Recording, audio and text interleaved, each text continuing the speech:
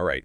Are you ready to dive into some more of your research? This time, I think we're looking at travel. Yeah, definitely. It looks like you've been busy planning some trips. Yeah, and feeling a little overwhelmed by all the options, maybe. Possibly. You got these 2 YouTube videos, 25 places to see before you die Hmm. from Let's Go.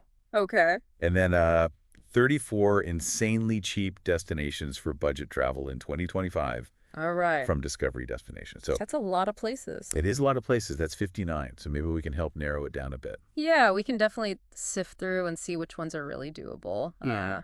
Especially if we're thinking about budget. Okay, so let's jump into it. Let's look at that first one, the 25 places video. Okay.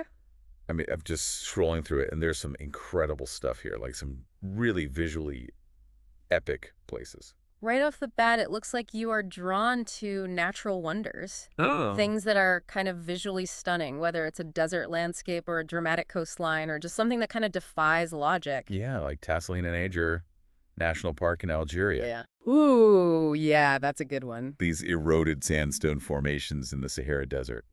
Yeah, that's a place that just captures that kind of Sahara feeling. Yeah. You know, that black and dark red rocks sculpted by the winds and the water against that blue sky. Yeah, and then, of course, we have Thor's Well on the Oregon coast Oh, yes. that looks so cool. This natural sinkhole that creates a vortex during high tide. Right, that one shows you the power of the Pacific Ocean. Yeah, and it's not just Thor's. Well, you've got Devil's Churn, Devil's Punch Bowl. Yeah, the whole coast there has got some pretty dramatic features. Yeah, and then the underwater waterfall in Mauritius. Oh, yeah. That one really threw me for a loop. So that one's not an actual waterfall, right? Yeah. It's an optical illusion. Oh, wow. Where sand and silt are cascading over an underwater drop-off. Oh, wow. But the scale of it is really mind-boggling. It's like 2.5 miles long. So you just think you're seeing this giant waterfall. Yeah, it's pretty incredible. Well, I think we need to do a little reality check here. These are amazing, but I have a feeling some of them would not exactly be budget travel. Right. So that's where that second video comes in, the 34 insanely cheap destinations. Yeah, yeah, definitely. Like you saw the first one and you were like, Yeah. I need to find a cheaper way to do this. Yeah, it's nice to have a little bit of practicality to balance it out. Yeah, for sure. And I think what's interesting is that some of the countries on that cheaper list will give you similar experiences to these bucket list places, but at a fraction of the cost. Okay, so let's say I'm really captivated by these vast desert landscapes, but maybe Algeria's not feasible right now. Right. What would be a good alternative? Namibia is a really great choice. It has similar beauty. It has these towering red sand dunes. It has the haunting shipwrecks along the Skeleton Coast. And then it also has wildlife viewing in Etosha National Park.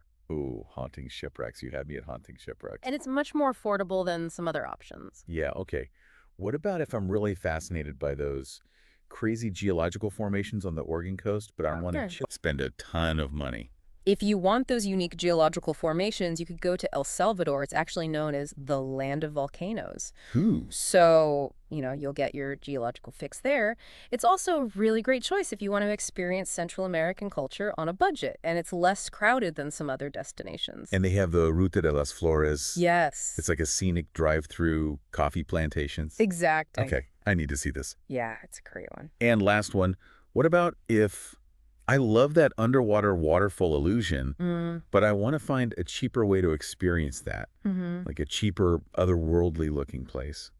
Well, if you love the desert landscapes, Huacachina in Peru could be good. It's a desert oasis with towering sand dunes around this lagoon. Oh, wow. You can imagine like dune buggying across these dunes, Yeah. feeling like you're on another planet. Yeah, I love that. So it has that kind of awe-inspiring scale and adventure. Okay, dune buggying, I'm in. Just make sure my travel insurance covers sand in all the wrong places. Hopefully it does. Okay, so I'm noticing in this cheap destinations video, Yeah. there are a few countries that seem to offer a little bit of everything. Right. And they're still affordable. Yeah, and it looks like you're looking for that balance, right? You want to have nature, you want to have maybe some cultural experiences. Yeah. So Nepal, for example, would be a great choice. Okay. You've got the breathtaking mountain scenery of the Himalayas, rich culture, and it's surprisingly affordable. So many choices. And then, of course, you've got Thailand. Oh, yeah. It's a classic for a reason. Yeah, bustling cities, serene beaches, ancient temples, Yeah. and still very budget-friendly. Okay, you also shared a third YouTube video. Yes. This one is How to Travel Bali 14 Days in Paradise from Los LeBlanc. I love this one. So Bali seems to have that reputation of being really beautiful, but still pretty affordable. Yeah, and this video actually lays out an itinerary so you can really see what the trip could look like. And what it could cost. And what it could cost, yeah. Yeah. Okay, so let's jump into some of the highlights. What stands out to you? Well, Ubud is one you can't skip. It's got the lush rice paddies, you've got the waterfalls, the monkey forest, Okay. and then you mentioned you were interested in cultural experiences. Yeah. Ubud is definitely good for that. Okay. And then for beaches, you've got the Gili Islands, which are known for their crystal clear waters, Okay. vibrant coral reefs, and there are no cars on these islands, just bikes and horses, Oh, wow. which also adds to the sustainable aspect of it. Yeah. And then you've got the Nusa Islands, particularly Nusa Penida, which has those dramatic cliffside views. And then also there you can swim with manta rays. Okay, officially on the bucket list. That's a good one. Now, you love a good budget. What does this video suggest to keep the costs down in Bali? Well, one thing is to rent scooters for transportation, Okay. eat at local warungs instead of the fancy restaurants, and use a local guide instead of booking expensive tours. All right, so based on all this, it seems like you want to mix, right? Natural beauty, some unique cultural experiences, Yeah, a for sure. little bit of adventure, Yeah. while still being mindful of budget. Mm-hmm. So it seems like we've got Namibia, El Salvador, Huacachina in Peru, Yeah, good list. Nepal, Thailand, and Bali. I mean, those are just the ones we've talked about so far. Right. There are 34 on that cheap destinations list, so there might be even more. You're right. There's a whole world out there. Yeah. Let's see what else we can find in those 34 insanely cheap destinations. So we've got a pretty good short list going, but I think it's time to dive into those 34 insanely cheap destinations. Yeah. We've talked about a few, like Namibia, El Salvador, Peru, Yeah. but there's some really unique experiences on this list. Okay. Like what? Taiwan, for example, is one that often gets overlooked, but you've got bustling night markets with amazing street food and then stunning mountain scenery. Really? Taiwan. Yeah, I have to admit that wasn't the first place I thought of. it's a hidden gem. Okay. So where would you even start? Taipei is a good starting point. It's the capital city. Okay. And then for natural beauty, you've got Taroko Gorge National Park. Okay. And then what if I'm looking for something even more off the beaten path? Okay, well, how about the Sundarbans? The what? Sundarbans, it's a vast mangrove forest that's actually a UNESCO World Heritage Site, Wow. and it's home to a lot of wildlife, including the Bengal tiger. Wow. So you could be cruising through these waterways surrounded by mangrove trees. Exactly, very immersive. Okay. And then I remember in the first video, Mount Roraima looked incredible. Yeah. But I'm guessing that one's not so easy to get to. Yeah, it's located where Venezuela, Brazil, and Guyana meet, Okay. and it's pretty challenging to get there. Okay. But what if you want that remote, otherworldly beauty? The Western Ghats in India could be a good alternative. Okay. It's this expansive mountain range, and it's got incredibly biodiversity. You've got rainforests, waterfalls, and diverse wildlife. Okay. And then if I wanted to explore that area, where would I go? Kerala would be a good starting point. It's in southwestern India, Okay. and you can take a houseboat through the backwaters. You can visit tea estates and explore the Periyar Wildlife Sanctuary. That sounds amazing. Yeah, very different side of India. So we've got the Western Ghats in India for an alternative to Mount Roraima. Right. What else is out there? Well, how about the Scottish Highlands? Okay. You've got the rugged mountains, those deep lochs, ancient castles. Ooh. And the mist. Yeah, and it's very atmospheric. And affordable. Yeah, surprisingly affordable, especially compared to other parts of Europe. Okay. I like this. Yeah, you can rent a car, you can go at your own pace, Yeah. and you can stop at villages, go hiking, visit distilleries. Okay. You had me at whiskey tasting. I'm in. Yeah. So we've got Namibia for the desert landscapes. Mm-hmm. El Salvador for that volcanic drama. Yes. The Sundarbans for a unique wildlife experience. Yes. The Western Ghats and the Scottish Highlands for those breathtaking mountains. Mm. What about something that combines the nature with some vibrant city life? A few places on the list would work for that. Okay. Morocco, for example, is known for its bustling markets, its architecture, and its culture. Oh, yeah. Morocco's been on my list. Yeah. Where would you even begin? Marrakesh is a must-see, with its souks and that Jama El Flana square. Oh, yeah. And then Fes is another fascinating city. Okay. And then if you want a little taste of the Sahara Desert, you can go to Merzuga and do a camel trek. Oh, wow. I'm getting serious wanderlust now. I know. Okay, but what if I want a European adventure, but I don't want to spend a fortune? Well, Eastern Europe has some great options. Okay. Bulgaria, for one, is known for its Black Sea coast, its mountains, and its charming towns. Really, Bulgaria. Yeah, and all at a much lower cost than Western Europe. Okay, tell me more. Plovdiv is a must-see. It's one of the oldest cities in Europe. Wow. And then there's Veliko Tarnovo, which is the historic city of Tsars. Oh, And then, of course, you've got the Black Sea resorts. wow. Ancient ruins, historical cities, and beaches.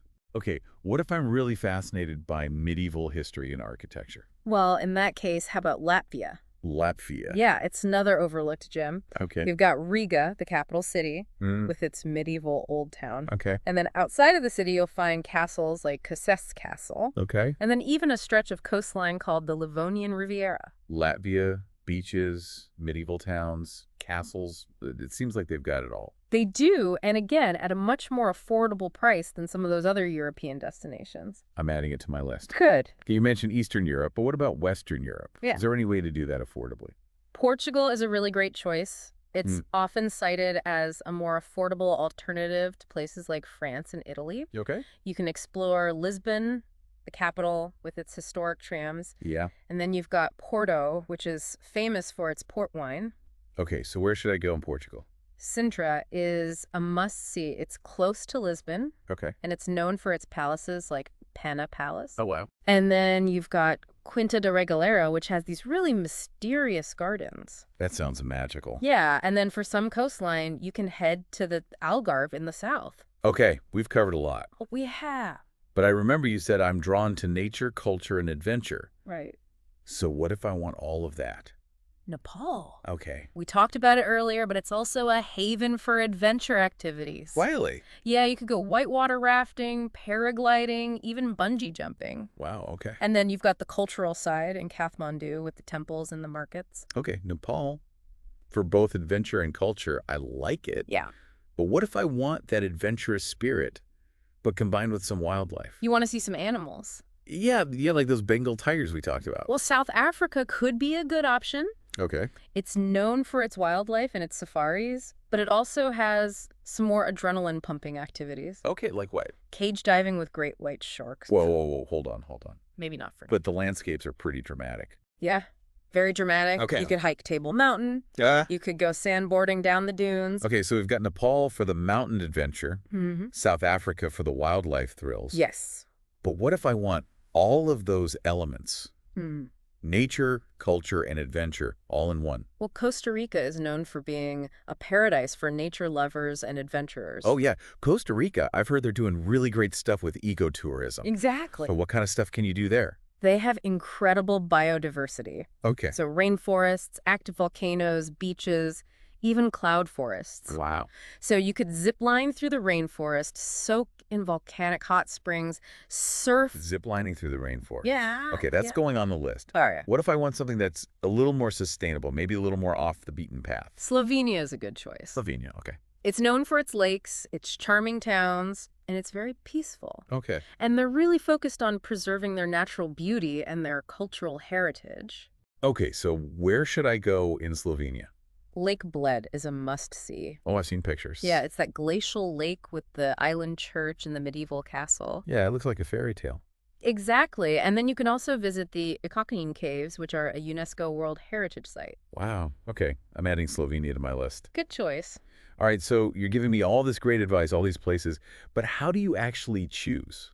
Yeah, that's the tough part, right? Yeah. You're bombarded with all these destinations. Yeah. So I would say start by asking yourself a few questions. Okay. What kind of experience are you looking for? What are your interests? What's your budget? Okay. Once you have a clear idea of what you want, you can start narrowing down the options. Okay. And remember, there's no right or wrong answer. Right.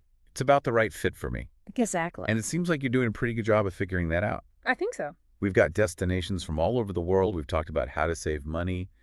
And I feel really inspired Me too. to plan my next adventure. It seems like the world is your oyster. It does. Lots of places to explore. Okay, so for our listeners out there, what are you waiting for? Go plan your next trip. And the most important thing, Have fun. enjoy the journey. All right, we've explored deserts and mountains and beaches, And it seems like we've only scratched the surface of that list of 34 insanely cheap destinations. Yeah, we've got a lot more to uncover. So what else is out there? One country that I think deserves a mention is Georgia. Georgia. And I'm talking about the country in the Caucasus region, not the state in the U.S. Okay, not the peaches. Not the peaches, no. Okay, what makes it stand out? It's a country that kind of sits at the crossroads of Europe and Asia. Oh, wow. So you get this really interesting mix of cultures and influences. Okay. You've got ancient churches, modern cities, incredible mountain scenery, and they have a long history of winemaking. Okay, wine and mountains, I'm in. All for a really affordable price. Where do you even begin? Tbilisi, the capital, is a good starting point. It's got that kind of old world charm, cobblestone streets. You can explore the Narkella Fortress, wander through the old town, and even experience the traditional sulfur baths. Sulfur baths? Yeah. Okay, I'm intrigued. Yeah, it's a very unique experience. Okay, so Tbilisi's going on the list. What else should I know about Georgia? Well, beyond Tbilisi, you've got the Caucasus Mountains, Oh, great. great for hiking and trekking. Oh, well. And there's a region called Svaneti, Okay. which is very remote and mountainous. Okay. And then if you're into history, you can visit the cave city of Vardzia. A cave city. Yeah, it's a complex of cave monasteries and dwellings. Wow. And of course, you have to experience the wine culture while you're there. Okay. Cave cities and wine tasting in the Caucasus Mountains. You've convinced me Georgia's on the list. All right, good choice. But let's say I want to stay a little closer to home for my next trip. Okay. Is there anywhere in North America that stands out? Canada is often overlooked. Oh, Canada. It's known for its natural beauty. It's got vibrant cities, the people are friendly, Okay. and while some parts can be expensive, there are plenty of affordable options. Okay. Like where? The Atlantic provinces are a great choice, so Nova Scotia, New Brunswick, Prince Edward Island. Okay. They have beautiful coastlines, charming towns, and a rich history. And they're more affordable. Yes, much more affordable. Okay. And of course, I've got to ask about the Canadian Rockies. Oh yeah, those are a must-see. Those turquoise lakes and snow-capped peaks. Yeah, truly breathtaking. But are they affordable? They can be expensive during peak season, Okay. but there are ways to do it on a budget. You could camp. Oh, camping in the Rockies? Yeah, or stay in hostels. Okay. Pack your own lunches. Those are good tips. Yeah. All right. So we've talked about international travel, closer to home adventures, but what if I don't even want to leave my own city? Well, sometimes the best adventures are right in our own backyard. Yeah. What do you mean by that? Being a tourist in your own town. Exploring those local parks, finally visiting that museum you've always meant to see, checking out the local businesses. I like that. Yeah, appreciate what's around you. So see my own community with fresh eyes. Exactly. Okay. I'm inspired. So now that we've talked about all these amazing places, all these money-saving tips, Yeah. how do you actually decide where to go? It's overwhelming. It can be. There are so many options. Yeah, so I would say start with a few questions for yourself. Okay. What kind of experience are you looking for? What are your interests? What's your budget? Okay. Once you have a better sense of what you want, Yeah. you can narrow it down. Okay. And the perfect destination Yeah. is one that speaks to you and fits your budget. It's all about that personal connection. Exactly. I think you're doing a great job of finding your perfect destinations. I think so too. We've looked all over the world and I feel so inspired. Me too. And we've only just begun. It's sure there's so much more out there. There really is. Well, to all our listeners, what are you waiting for? Start planning. Embrace that wanderlust. It's time for an adventure. And most importantly, have fun and enjoy the journey.